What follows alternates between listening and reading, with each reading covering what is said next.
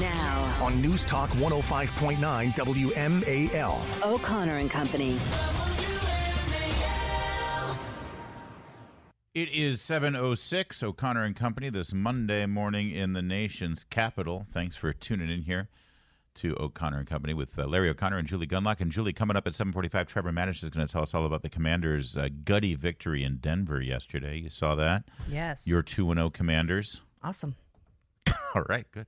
And then I was at watching. 8:05, Tristan Levitt from Empower Oversight. Tristan represents the IRS whistleblower Gary Shapley. And joining us right now is Joe diGenova. Joe, thanks for joining us. Good morning. Good Monday to you. Good morning. Now that the verdict is in on the Ken Paxton impeachment process down in Texas, I don't know how plugged in you were on this. I know I like Ken Paxton. I know that he, I thought did a great. I'd love to have him as an attorney general, but boy, there sure seemed to be a whole lot of allegations, political allegations there, many coming from his own party that sure didn't measure up when it actually was under the scrutiny of evidence. Well, this was almost Victorian. This was a Gothic display of internet being played out in Texas.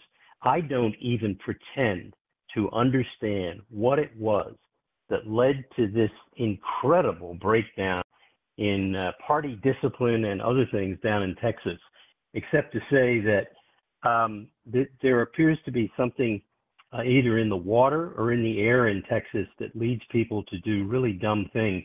And this impeachment proceeding was really dumb. And I don't quite understand it. Democrats would never do this to one of their own, but Republicans seem to have no problem doing it whatsoever. So, and by the way, calling this a matter of principle doesn't work because when you just read anything about the allegation, you say to yourself, okay, you're left with more and more questions. The whistleblowers aren't really whistleblowers. Their stories don't hold up. It's just a remarkable performance by a party, but not surprising. I mean, this is what Republicans do to themselves. I mean, I find the whole thing bizarre and, as I said, Gothic.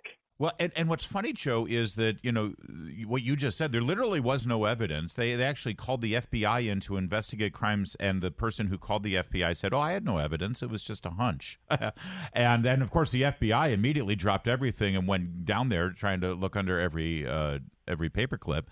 But meanwhile, you heard Democrats all week and their friends in the media, or as our friend Chris Plant would say, I repeat myself, Democrats in the media all week last week after Kevin McCarthy announced an impeachment inquiry say, but there's no evidence. There's no evidence. The Associated Press said they're making charges without evidence. But boy, oh boy, I'm looking at a mountain of evidence over here against Biden. Well, one of the things you have to do is there's a great old movie called Gaslight with Charles Boyer and Ingrid Bergman. And what the Democrats are doing is they're playing Charles Boyer. I love the image of Charles Boyer telling Ingrid Bergman that all the things she's seeing aren't really there, when in fact he's creating all these things to drive her nuts. The Democrats are doing the same thing. They're gaslighting America, which is a nice phrase for lying. And they actually have been so successful, by the way, because of the media, able to put this message out, that they have had some effect over time. But what's happened now is the power and weight of evidence has taken over, and the repetition of the evidence against Biden is now beginning to settle in on the Democrats themselves, and they're beginning to realize they've got a very serious problem, and his name is Joe Biden and the Biden family. They've tolerated the sleaze of the Bidens for years, and now it's coming to a head because the presidential election is forcing them to make a decision, and the polls are killing them. They are frightened of losing power. And the one thing the Democrats love more than campaign fundraising is power. And so they have now reached a point where the evidence is so big about Biden having taken bribes. By the way, I want to remind everybody once again, under federal law, the person who solicits the bribe doesn't have to be the public official. In other words, Joe Biden doesn't have to get a cent of that for there to be bribery under federal statutes. If some third person that he designates or a member of his family gets the money, that's a completed offense. So all this nonsense about there's no evidence and I wish the Republicans would stop saying we need direct evidence of money going into Biden's account. You may never find that because they worked out the scheme. It would take 10 years to unravel so that he would never directly get any money, but would get money from his son and other members of the family. Republicans need to understand they have proven already their case for impeachment. They now need to repeat the facts, and if they can get financial records, that'll be fine. Bank accounts, that'd be great. But right now, there is sufficient evidence, but by the way, not only to begin an impeachment, but there is enough evidence now to indict the President of the United States and several members of his family. Thank you for repeating that. I keep saying it all the time. You know, if Julie and I had a plot and a scheme to rob a bank, and then she kept all the money, that doesn't mean I'm not guilty of robbing the bank. That's sort of how these things go, Joe.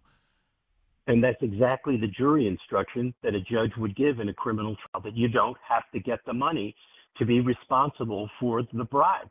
And there's no doubt, by the way, and it's been from day one, this case has always been about the removal of the Ukrainian prosecutor, Viktor Shokin.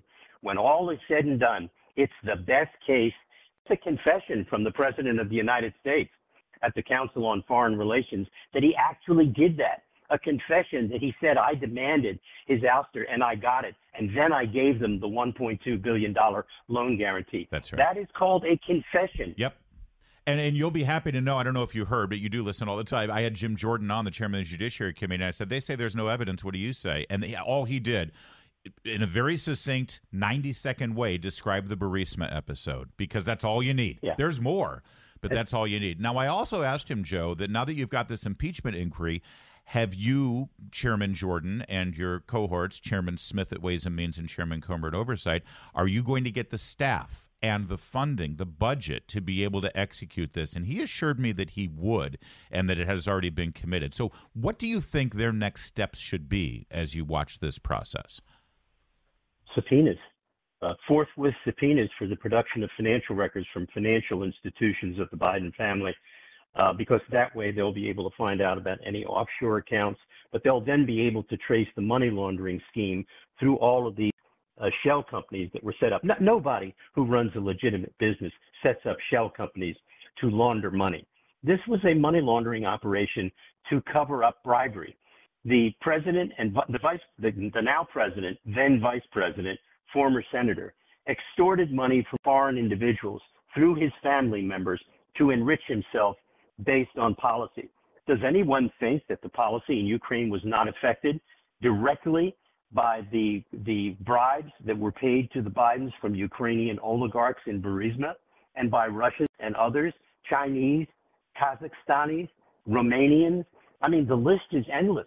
And the Democrats keep talking about this as if there's no evidence. It's actually very, very disturbing from a mental health standpoint, because the more the Democrats say this, the nuttier they get, and their eyes begin to widen, and they begin to believe themselves. And what you see mental illness, because that's what this is. Well, but by the way, subpoenas are the answer. I mean, that's where you go, because that's going to take time. If they litigate, the family's going to fight it. You see what Abby Lowell is saying, let's indict the whistleblowers. What they're doing is they're setting up litigation. They want to fight it. They don't want to turn over the records. Yeah. And if you're the House of Representatives, you say, fine, you don't want to give us the records? Bingo, we're going. We're going to impeach. Joe, real fast, should they go down the path of the obstruction of justice as well? What happened in Weiss's office and that avenue of it? If they have enough time. Yeah. But, our guys have a difficulty when you have people like Ken Buck, who are writing idiotic op-eds saying this is a mistake, this is bad, this is disgrace to the institution. Yeah. When you have people that think that way, you only have so much time. Yeah. You have to devote it to the biggest fight. Well, there's no doubt that Weiss is corrupt. So, that's even the Democrats are frightened of him. Liz Cheney's favorite member of Congress, Ken Buck. He's picking up where she left off. I guess that's all you need to know. Yeah. All right. And by the way, you mentioned the intimidation and the attempt to now prosecute the whistleblowers. We've got a representative of those whistleblowers, Gary Shapley specifically. Tristan Levitt is going to be joining us at 8:05 to address that concern. Joe, always good to talk to you, sir. Thank you for joining us.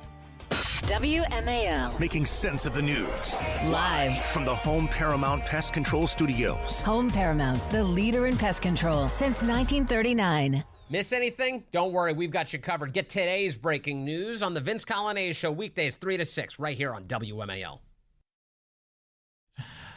You remember Marianne Jensen? This is a mom in Prince William County. I remember she addressed that school board. I believe it was on masks. Yeah, it was on masks. And she called out the superintendent. She was brutal in her criticism. Excellent. It was fantastic. Brilliant, but brutal in her criticism and the hypocrisy that she dealt with in Prince William County. Yeah, and we've had her on the show before. Yep. She's fantastic, Marianne Jensen. She's got a new story to tell, and I think this is something that moms have to deal with all the time. Let's remind you who she was here. We've got a flashback of her from last year. I know there are many educators who want to protect children. This goal is not different from my own.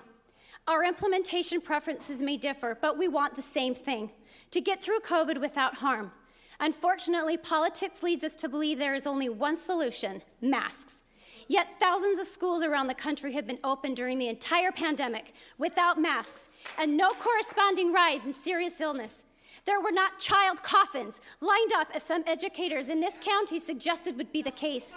In fact, things have been going pretty much as normal. Kids are getting sick despite wearing masks. We are forcing healthy children home for exposure despite them wearing masks. And we are segregating children by vaccination status and religious exemption status despite the wearing of masks. So I ask you, if masks work, why don't they? Just fantastic work there, Marianne Jensen. That was last year. All right, now here's where the story she's telling on social media. And boy, this rung true to me. To any parent who has taken their child to their pediatrician, this happens. Took my 14-year-old to the doctor Friday as if the renewed mask charade wasn't bad enough. Halfway through, the doctor asked me to leave. 14-year-old. Mom, do you mind leaving the room? Over my dead body, I said. This is my child. Anything can be discussed with both of us. She then proceeded to ask if there were any questions about gender identity. Can you imagine? Nope. I stopped it right there. And she goes on to say, we can't keep this going on. I've had to deal with it as well, where the pediatrician says, Mom, Dad, do you mind? It's usually around puberty. And it's like, no, I'm part of this. Right. There is nothing that my child I'm should... not just part of it. I'm the most important person in this scenario. And I will tell you, can you imagine what that doctor... So obviously the doctor went ahead and asked that question. Yeah. Okay. And she was in the room. Can you imagine the conversation if she wasn't in that room? If she had left the room. Because maybe the kid would say no and she'd drive more. Well, let's talk about this. Of course. Really? Are you sure? What about this? This is a confusing time. Puberty is an extremely confusing time for kids. And you introduce these concepts... That's the way to confuse kids more. We both have much more to say about this, and we want to commend Marianne Jensen for bringing this to our attention, too, because it is a great reminder of what's out there. Both Julie and I have a little bit more to say about it and what your rights as a parent of your child are when the pediatrician, under the mask of authority with that white coat and that stethoscope, says, yes, step out of the room. We need to have a conversation without you. We'll discuss that a little bit further in just a moment. It's 7:21. Hey, Marianne Jensen, by the way, who we are grateful that she brought this to our attention, this topic. She's going to be joining us at 8:35 to expand on it. But once again, you see, you're there with your child. Usually it's a adolescent or prepubescent child. And the pediatrician says, Mom, Dad, can you leave the room now so I can have a private conversation? No, under no circumstances. I don't understand, and whatever the topic might be, unless for some reason the pediatrician suspects abuse of some kind. But even still, that's not the appropriate setting. If you suspect abuse, then you don't ask the kid. You actually call authorities, I would think. Yeah. People need to understand, when we talk a lot about this on the show, and the organization I work for, Independent Women's Forum, focuses on this a lot, about the social contagion that has taken over young people today, mostly young girls. And, but this doesn't happen in a vacuum. It's just not girls talking to each other. They are supported by the mainstream media. It is supported by Hollywood and pop culture and young influencers and the medical community. Yep. And so you need to talk to your pediatrician, even offline without your child there, and say, if you're going to ask these kinds of questions, we're going to find another pediatrician. Yeah. That's tough, though, because the medical community is so bought into this. It's a real problem. And they're planting seeds is what they're doing. They're planting seeds and planting, well, have you ever had these thoughts? Have you ever had these thoughts? And they may have, but that doesn't mean because you have a lot of wild thoughts when you're going through puberty. Tell me about it. Marianne Jensen is going to be joining us coming up at 8:35, right? Now, On News Talk 105.9 WMAL. O'Connor and Company. It's 7:37 now. It's O'Connor and Company on this Monday morning. A little more conversation, a little less action. That's my motto. Yes. Sorry, Elvis. Other way around. Coming up at 8:05, Tristan Levitt's going to join us, as I mentioned. Oh, and I forgot, in 10 minutes, Trevor Maddich is going to join us about the Commanders game. And then Tristan Levitt, who represents Carrie Shapley, that IRS whistleblower. And then at 8:35, Marianne Jensen about her experience with the pediatrician. Yeah, I'm Larry O'Connor with Julie Gunlock. And are we going to call this the Fetterman rule? We have a new rule in the United States Senate. Remember when Fetterman had his stroke? Yes. Like 2 days before the Democrat primary, and his campaign hid the truth from the voters and said, he's fine, everything's fine. And then within weeks, we realized this man is not fine, but he won the primary. Right. Because they lied, and that's all that mattered. Hey, I won, didn't I? Right? And then all through the campaign, when Dr. Oz running up there against Fetterman in Pennsylvania was like, yeah, this doesn't seem quite right. It doesn't seem to. And the poor reporter from NBC News who had an interview with him and said he doesn't understand anything.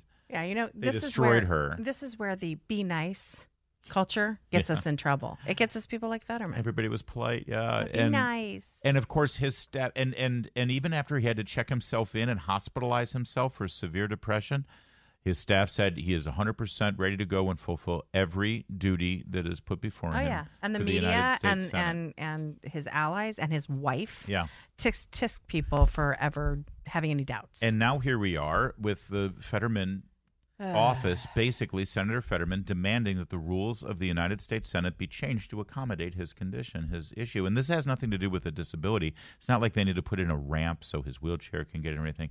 No, his mental issues and his depression make it so that if he has to get dressed in a suit and tie, it affects his mood and it affects his mental capacity. And so they've changed the dress code. There is no longer a dress code for senators. Senators can wear whatever they want on the floor of the Senate. Anyone else working there, though, the staff, the employees, the sergeant at arms, the clerk, they all have to sort of an extension of the mask for you, but not for us. That's they right. Sort of elitist can do whatever they That's want. Right. But this is really gross. And let me tell you, I worked in the Senate for many years. I worked up on Capitol Hill basically for a decade, and this is so depressing because we've seen a diminishment in these standards over the years, but never with the men and women serving themselves. There was always sort of some decorum there. And this is just so depressing that Fetterman's going to be out there with his sports shorts and hoodies on, speaking on the floor of the It would be one Senate. thing if they followed what a lot of companies, and listen, this isn't the 80s anymore, really, and a lot of people decry the fact that suits and ties are no longer the norm. White shirt, red tie, dark suit was what everybody would wear, right? Mad Men. Business casual has become more than just Fridays. Business casual. But this is going way beyond that. It would be one thing if the Senate said, you know what, we'll go business casual from now on. The Senate does go business casual in August and in other recesses where members might have kids in school here and they don't, or they might have to stay here at the House for some reason. And they still come in the office and they work. And you've seen, I remember seeing Paul Ryden in a collared shirt and a sweater. Yeah. You got Youngkin with his vest, that kind of look, right? Where it's more casual. Now you can wear a hoodie and gym clothes. When the Senate is not in session, when the House is not in session, they do business casual, but because they're not going on the floor. This is insulting, frankly. Well, it's also insulting that all the other people, if you're not an elected senator, you still have to follow the dress code rules. Well, it's not only that. Let's also talk about Fetterman's state of mind. Yeah. That if putting a suit on so distresses him, renders him incapable of doing his job, maybe you shouldn't have that job. It's a suit. We're not asking you to put a hair shirt on and torture yourself. Nope. It's better to change the rules to accommodate mashed potato brains from the state of Pennsylvania, not the president of the United States, as you like to call him. Yes. Can I just, though, take this for a moment and just, because Fetterman is the focus of this and everything. However, what does this mean to Kyrsten Sinema's wardrobe? You're thinking Laura Boebert. No. Oh, Senator Boebert, right this way. Could you wear that gold dress? Could you please wear that gold dress? That would be the campaign. There Put you me in go. the Senate, and I will wear this dress You every day. love this new rule. Oh, no. So Kirsten Sinema has already sort of Yes, she stretched does. the bounds. She does, Like she yes. wears these like suede hip Jean high jackets. boots and Yes. crazy kind of thing. Jean, I think the latest was she was sitting in the chair wearing a jean vest. Right. But Not, yeah. that has been within the guidelines of Yes. the appropriate attire. Now what's she going to do? Oh, dear. Right? Right. I'm sort of Looking forward to it. intrigued by it. We'll see. In response, Senator Mitt Romney, who has already announced that this will be his Wearing a final tank term, top. He'll be no. He's going to really go crazy, mix things up, and change from a red tie to a scarlet tie. That's his plan. It is over there at the Romney house when they like get really wacky and they do Jello shots. It's really something because the Jello shots are just Jello. That's how wild it gets over there. Gritty. That's the only word I use. Gritty. That was a gritty performance by your Washington Commanders going into hostile territory against a team who was set to tear things up, and the Broncos certainly did in the first quarter, and they came out to a big lead. And then Trevor Maddich. Then what happened to those Washington Commanders? Ron Rivera put something in their Wheaties there, and that was a different team in the second half. Yeah, I think we need to change the name again from the Commanders to the Weebles. Because Weebles wobble, but they don't fall down. Yeah. They got hit in the mouth by Denver. They were down 21-3 early in this game, and then they came back and won. It was their biggest road comeback since 1990. None of us were even born then. And so it was just amazing how they showed resilience, because this is a franchise that's been down in so many ways, and there were so many opportunities for them just to check out and figure, okay, well, this is not going our way, but they fought back. Yeah. And tell me about Sam Howell, a rookie quarterback making his first road start. And Denver is not, I mean, I could tell how loud it was there. That is a tough place to play. And he didn't blink. He seemed so like poised the entire time, whether he was down 21-3 or whether he was about to make the game-winning pass. He was poised while he was being pounded. Yeah. I mean, he was sacked 4 times. He was hit a lot more than that. He was pressured a lot more than that. And yet he still stayed focused and threw the ball with decisiveness and led them like a veteran leader. I think it kind of surprised some of the older guys that such a young guy could take so much incoming and still stay focused on outgoing.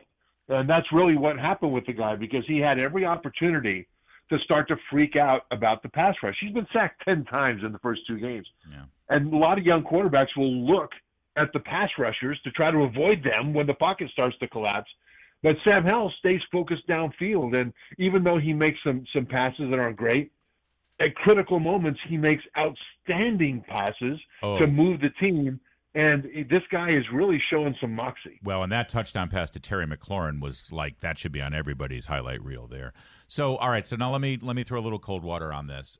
When all is said and done, the 2 wins here were against 2 0-2 teams. I know Denver's certainly better than the Cardinals, but they're 2 0-2 teams. Now we've got 2 games, at home against the Bills and then on the road against Philadelphia. That's a very different story, isn't it? Yep, that is a very different story. You're right, but you need some runway. That's why first gear exists. And they did what they needed to do. And the thing is, there was a small step up in competition from awful, the Cardinals awful, to pretty bad. The Denver Broncos are pretty bad in a lot of ways. But Sam Howell in this offense got better from game to game, even though the competition got a little bit better. And that's the hope for Commanders fans, that they'll continue to get better. Howell's not perfect, but he's gotten better the first 2 games. And he'll need to get better again, because he'll be facing one of the best quarterbacks in the league next week in the Bills' Josh Allen. Which brings up the defensive front line. They Chase Young back after, 10 games, I want to say. And it looked like it took a couple quarters for them to gel, but boy, did they just shut down the Broncos there eventually. Is that why did it take a while? It did, that first quarter or the first half, it seemed like they were still just sort of figuring it out. Yeah, I think part of that, though, is credit to the Broncos, because their backs were against the wall, too. They lost the opener to the Raiders by 1 point at home. And they've got a new coach who's offensive minded, and the quarterback there, Russell Wilson, has a lot to prove, and I think they were ready to attack the Commanders' defense, and they did. They were successful. They had a couple of big pass plays in those first 3 touchdown drives, including a 60-yard touchdown pass on the second one, and I think they were just ready. And so sometimes, hey, the other team gets you, and that's what happened. But then you're right. The Commanders' defense just went off, and they got after the quarterback. They got after the running game. And you talked about Chase Young. Welcome back, Chase Young, man. Once he kind of got his feet under him, he looked like a whirling dervish out there. He was such frenetic energy, and he was just a complete havoc-making disruptor. On that final play, by the way, on the 2-point conversion attempt, do you think that was pass interference? Yeah, a little bit. But it was such a big play, though, that the official said, "Look, it's kind of a let him jostle a little bit. Let's not be ticky-tack about this call." Yeah, all right, I'm with you. Since it went our way, I'm with you. All right, well, we'll see. It'll be interesting. Since it went our way. It'll be interesting to see how Bills Mafia shows up on the game, because I think that they're going to be surprised now that there's going to be a serious burgundy and gold presence at FedEx coming after these 2 games. Fun times. You know what? The Bills are beatable, and Washington is kind of built to give them trouble, especially with that defensive line. So let's there's hope here for the first time in a while. All right. Thank you, Trevor. Appreciate it. Thank you, Larry. 7:54. It's the call you make to take control of your health. Good morning, Princeton Longevity Center. When you call Princeton Longevity Center, the region's leading center for preventive medicine, preventing heart attacks, finding cancers before they spread. Princeton Longevity Center not only helps you prevent life-threatening illnesses, they can help you reduce the anxiety that comes from just not knowing enough about your health. It's a very in-depth physical. When you call, a coordinator will tell you about a one-day comprehensive exam. We do have even your blood tests back the same day. Princeton Longevity Center is the region's only preventive medicine center with 64-slice CT scan. The technology Time magazine says is the most accurate test for early detection of cardiovascular risk. But we can also do virtual colonoscopy with our scanner. Schedule your appointment today. Call 888-8000-PLC or PrincetonLongevityCenter.com. And we do it all in one day. 888-8000-PLC. 7:55, now WMAL traffic and weather every 10 minutes. First on the 5s, Jamie Witten's in the Hadid Carpet Cleaning Traffic Center.